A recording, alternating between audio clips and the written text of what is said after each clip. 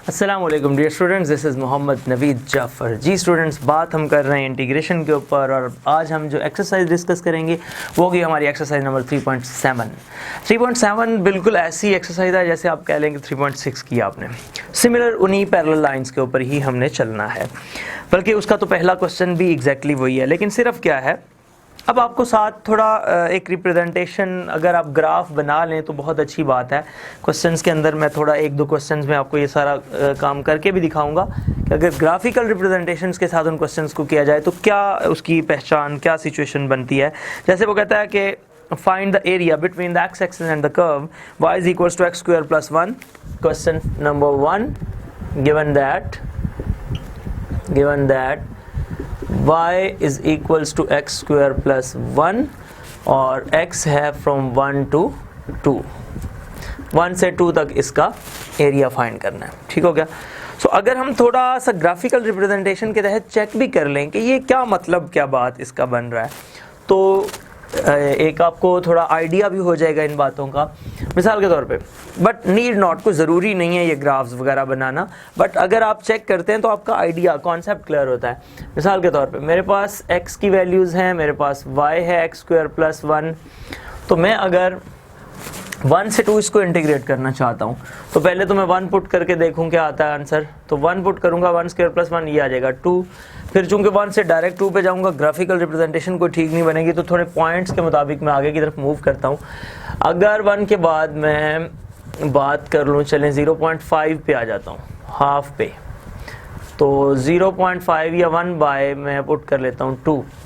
ठीक हो गया, 0.5, तो वो मेरे पास आएगा 1/2 का स्क्वायर 1/4 प्लस 1, तो ये आ जाएगा 5/4। ठीक हो गया। ग्राफ थोड़ा डाउन हो जाएगा, नीचे की तरफ हो जाएगा। फिर जब मैंने इसमें 2 पुट किया, मुझे बेसिकली 1 से 2, सॉरी ये फिर 1 से 2 0.5 पुट कर लिया मैंने। 1 से 2 है ना, ये 0 से जी 1 से 2, तो मुझे ऐसे करना है, इसमें वैल्यू 1 से बड़ी 3/2 पुट कर लेता हूँ, 1.5। तो 3/2 पुट करने से ये हो जाएगा 9/4 प्लस 1 यानी कि 13/4। अब मैं 2 पुट कर लेता हूँ तो मेरे पास आंसर आ जाएगा 2 स्क्वायर पर 5 आ जाएगा। तो इस तरह से हमारे पास ये रिजल्ट्स बन जाएंगे।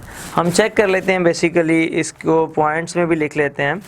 ये हमारे पास आ रहा है 13/4, तो 3.25। ठीक हो गया, यानी कि इसकी जगह पे आप लिख सकते हैं 3.25। अब ज़रा चेक करते हैं ग्राफिकल रिप्रेजेंटेशन में क्या ये एक्चुअली आ रहा है सिचुएशन। जी, y is equals to x square plus 1। वैसे आपको एक सॉफ्टवेयर भी बताता हूँ मैं, आप अगर साथ इंटरनेट से थोड़ा बहुत कंसर्न, ऑब्वियसली आप वीडियोस वहीं से देख रहे हैं, तो एक सॉफ्टवेयर लिखिए जियोजेब्रा। मैं थोड़ा इसके बारे में बता देता हूँ। जियोजेब्रा क्लासिक है, आप जियोजेब्रा गूगल में लिखेंगे तो ये सॉफ्टवेयर आपके सामने आ जाएगा, ऑनलाइन सॉफ्टवेयर है। जस्ट उसमें आपने क्या लिखना है, y is equals to x square plus 1, automatically graph for ई बन के आपके सामने आ जाएगा। तो वो बहुत आसान वे है इन चीज़ों को सॉल्व करने का। एनीवेज, जब मेरे पास x1 है इधर, तो इधर वैल्यू है लेट्स 2, मैं डायरेक्ट उन्हीं पॉइंट्स पे जा रहा हूँ। जब मैंने इसको किया 3/2 तो इधर वैल्यू आ गई कुछ 3.25, फ़र्ज़ करें ये आ गया। जब मैंने किया यहाँ पे 2 तो इधर मेरे पास आ गया 5, मतलब ये 1 पे 2, 3/2 पे ये आ गया 2.5 और इस पे आ जाएगा मेरे पास 2 पे ये चीज़। तो ये जो ग्राफ है वो कुछ इस शेप में मूव करता हुआ नज़र आ रहा है ऐसे। तो ये जो हम काम करना चाह रहे हैं उससे मुराद ये है, 1 से 2 के दरमियान जो है हमने बताना है कि कितना एरिया है 1 से 2 के दरमियान। ये एरिया को हमने जज करके देना है कि ये क्या है। तो काम आप ऑलरेडी इसी क्वेश्चन पे ऑलरेडी कर चुके हैं। So area that is equals to, कहाँ से लिमिट है 1 से 2, एक्स स्क्वायर प्लस 1 dx। लो जी, अब आप इसको इंटीग्रेट कर दें। 3.6 का पहला सवाल भी यही था, अब भी वही है। सो 1 से 2 एक्स स्क्वायर dx प्लस 1 dx 1 से 2, यह आ जाएगा एक्स क्यूब बाय 3 और 1 से 2 प्लस एक्स 1 से 2, यह आ जाएगा 1/3 साइड पे कर दें, अपर लिमिट पुट करें 2 3 प्लस सॉरी -1 क्यूब और +2 -1, ये आ जाएगा 1/3, 8 - 1 + 1, 7/3 + 1, 10/3 स्क्वायर यूनिट। लो जी, ये 10/3 स्क्वायर यूनिट इसका जवाब है, और ये आपको थोड़ा सा लाइट सा मैंने इन्फॉर्मेशन दी इसके बारे में। क्वेश्चन नंबर 2 देखें, y = 5 - x² from -1 to obviously 2। तो सेम उसी तरीके से इंटीग्रेट करें, आप ग्राफिकल रिप्रेजेंटेशन भी देख सकते हैं अगर करना चाहें तो। सेम क्वेश्चन नंबर 3, 4 पे मैं बात करता हूँ। कॉज फंक्शन की इंटीग्रेशन करनी है, ऑब्वियसली आपको पता ही है कॉज की इंटीग्रेशन क्या होती है, लेकिन चलें सॉल्व कर देता हूँ मैं। ये ग्राफ सारे के सारे आपने, मैं आपसे रिक्वेस्ट करता हूँ, आपने जज ज़रूर करने हैं, एनालाइज ज़रूर करने हैं। जियोजेब्रा सॉफ्टवेयर के तहत वो यूज़ करने में कोई इशू हो तो आप मुझसे सवाल पूछ लिया करें, आपको साथ साथ सॉफ्टवेयर का भी थोड़ा हेलो हाई करवा दे रहा हूँ मैं। अच्छा जी, क्वेश्चन नंबर 4 पे मैं बात कर रहा हूँ।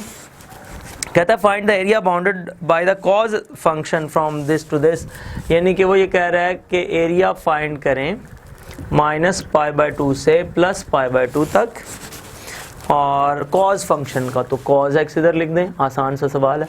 तो ये क्या आ जाएगा, इसकी integration sin x from -π/2 to +π/2, और साइन की जो इंटीग्रेशन के बाद अपर लिमिट क्या है sin π/2 माइनस लोअर लिमिट है sin -π/2। अच्छा जी, साइन एक लम्हे के लिए मैं ऐसे लिख रहा हूँ sin π/2। साइन एक ऑड फंक्शन है, वो नेगेटिव साइन को बाहर निकाल देगा, तो ये माइनस माइनस क्या हो जाएगा प्लस sin π/2। इसका भी आंसर 1, इसका भी 1, तो आंसर कितना आ गया 2 स्क्वायर यूनिट। सो ये हमारे पास इसका जवाब आ गया, ठीक हो गया। अच्छा जी, अब बात हम करते हैं क्वेश्चन नंबर 5 के ऊपर। क्वेश्चन नंबर 5 की निस्बत मैं आपको जो क्वेश्चन सॉल्व करके दे रहा हूँ वो है 6, क्योंकि 6, 5 दोनों एक जैसे हैं, बल्कि आप नेक्स्ट भी चलेंगे तो क्वेश्चन नंबर 7 भी एग्जैक्टली उसी फॉर्मेट का है। तो क्वेश्चन नंबर 6 कर रहा हूँ मैं फ़िलहाल। Question number 6, question number 6, given जो आपके पास फंक्शन है, गिवन दैट y = ये है x² + 2x - 3, ये क्वेश्चन है, एंड द x एक्सिस, ये एरिया फाइंड करना है जी। अब इसमें इशू जो स्टूडेंट्स को नज़र आएगा ना वो ये है कि लिमिट्स तो दी नहीं हुई, कहाँ से कहाँ तक एरिया फाइंड करें, तो ये इशू है। तो जब लिमिट्स गिवन ना हो बच्चों, तो आपने क्या करना है, पुट कर लेना है y को 0, क्योंकि x एक्सिस पे आपको वो वैल्यूज चाहिए होती। तो ये आ जाएगा x² + 2x - 3 = 0। यहाँ से इसके फैक्टर्स बनाएं, क्या बन रहे हैं factors, x² + 3x - x - 3 = 0, x × x + 3 - 1 × x + 3 = 0, यह आ जाएगा x + 3 और x - 1 = 0, x + 3 = 0 और x - 1 = 0, x -3 और x = 1। तो जी ये हमारे पास लिमिट्स आ गई। सो अब तो बस बाकी काम ही कोई नहीं है, -3 से 1 आपको एरिया चाहिए किसका, x² + 2x - 3 dx का। तो सिंपल इंटीग्रेशन है, करें इंटीग्रेशन और इसका आंसर बताएं।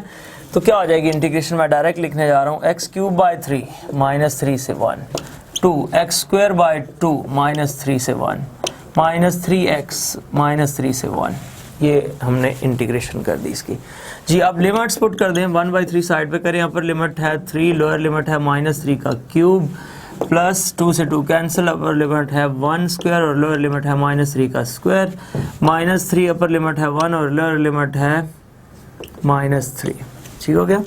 तो ये बच्चों आ जाएगा 1/3, 1 माइनस ये -27 बनेगा और माइनस माइनस क्या आ जाएगा +27, ठीक हो गया। प्लस ये आ जाएगा 1 और ये प्लस का 9 माइनस, तो ये यही रह जाएगा, -3 × 1 + 3 आ गया। ओके स्टूडेंट्स, ये आ जाएगा 28/3 -8 -12, ये सिचुएशन बन गई हमारे पास।